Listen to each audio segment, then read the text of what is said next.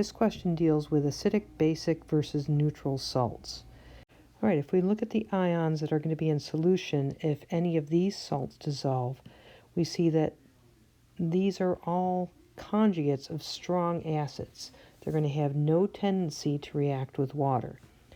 In contrast, if we look at barium fluoride, we see we release fluoride ions in solution, and fluoride ions are the conjugates of the weak acid HF.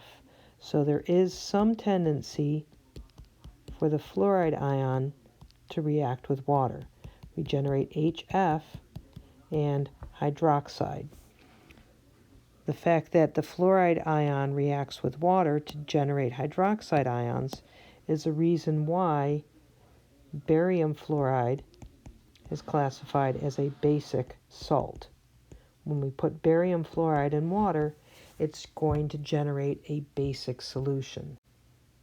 Now look at the fluoride ion. If we add H+, that's going to remove the product. It's going to react with F-, remove the product, and we're going to have a shift to the right.